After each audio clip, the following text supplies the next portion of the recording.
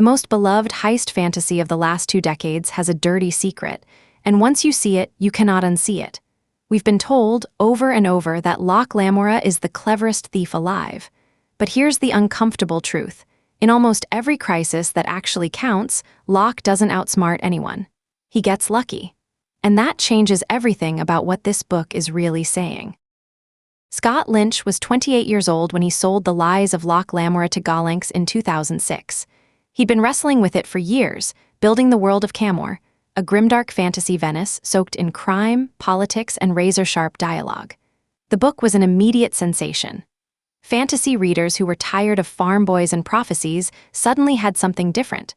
A con man, a crew, and a city that felt gloriously alive. The pitch is basically irresistible. Locke Lamora is a thief who steals from nobility using elaborate disguises and long cons. Think Ocean's 11 meets Renaissance Italy, with magic and murder thrown in.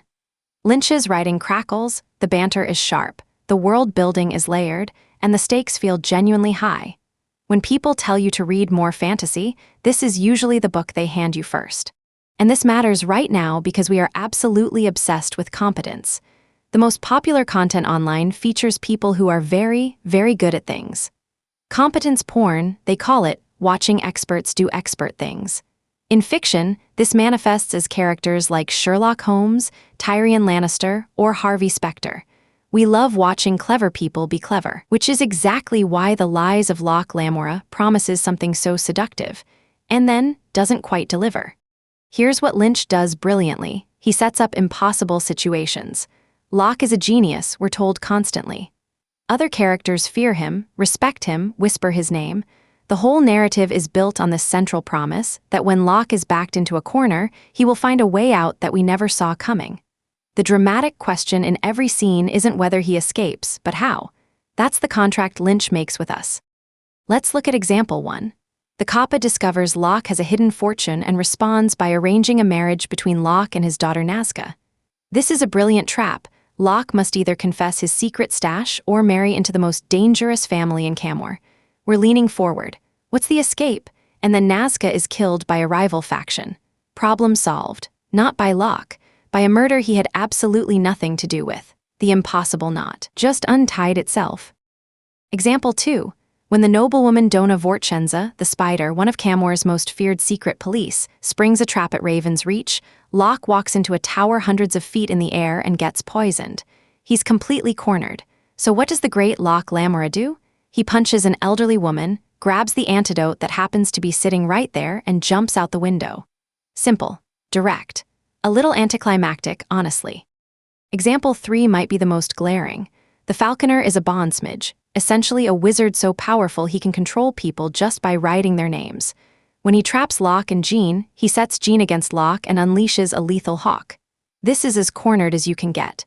How does Locke escape a near-omnipotent magical assassin? The Falconer got Locke's name wrong. That's it. Not a plan. Not cleverness. An enemy's clerical error saves the day.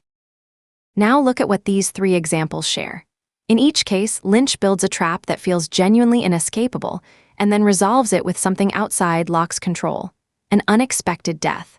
A convenient antidote. A villain's mistake. This is what we might call the resolution gap, the chasm between how a problem is set up and how it's solved. The setup earns an A.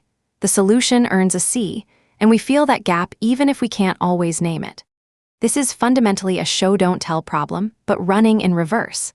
Lynch tells us Locke is brilliant. Other characters say it. The narration implies it constantly. But when it counts most, Lynch doesn't show us Locke being brilliant, not in the moments we're actually waiting for. We get cleverness in the small scenes, the setups, the banter, but not in the resolutions. And in story structure, the resolution is precisely where a character's true nature is supposed to be revealed. To be fair, and we absolutely should be, Lynch nails this in other scenes. The chapter where Locke steals the banker Miraggio's clothes is a masterclass in improvised con artistry.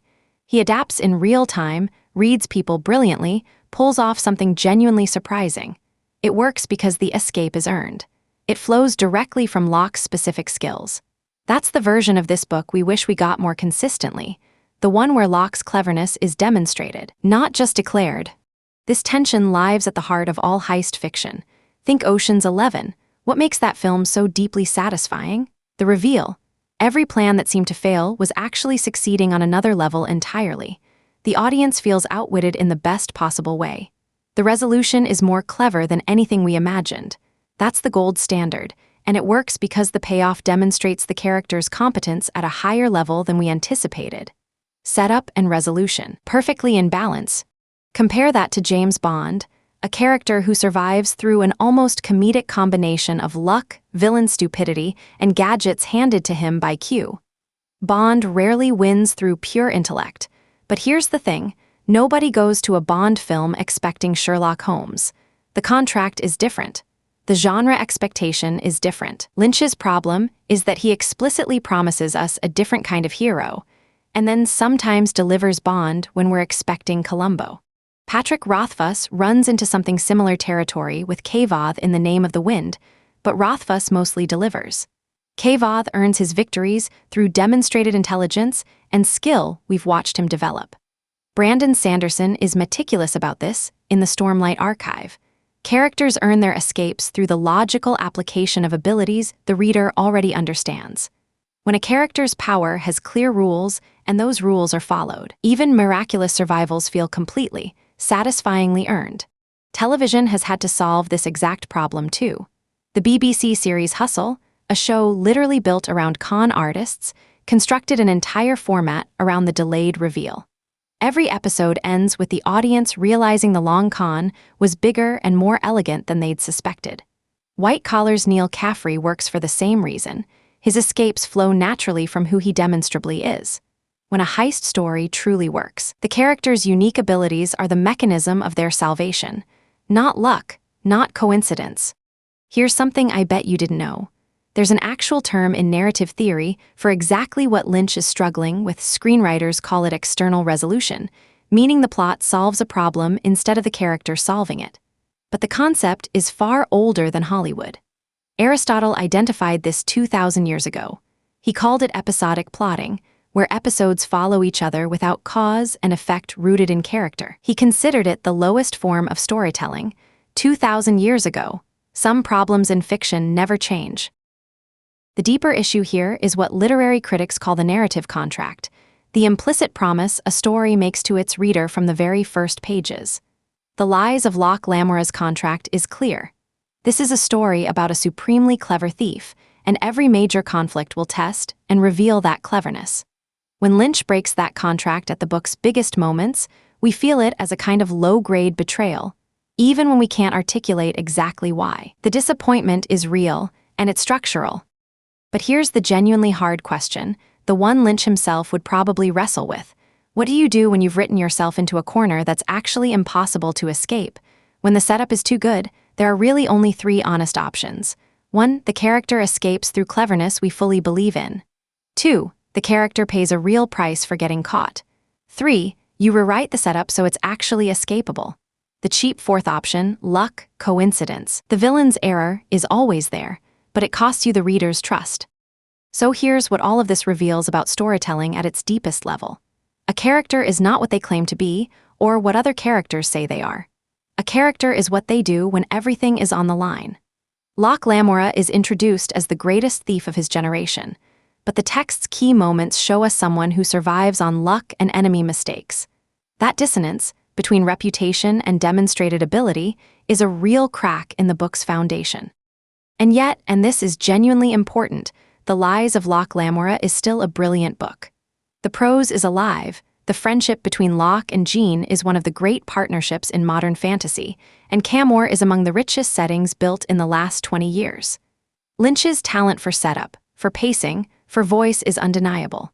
The flaw we've spent this video dissecting lives right alongside real greatness. That tension, loving a flawed thing honestly, might be the most truthful relationship we have with any art. If this changed how you think about what a story owes its audience, about the contract between a writer and a reader, and what it costs when that contract breaks, you'll love our video on Patrick Rothfuss and why The Name of the Wind's non-ending might be the most controversial act of audience trust in modern fantasy. We dig into exactly what readers are owed and why some authors deliver while others leave us waiting years. Link is right up here. And as always, read between the lines.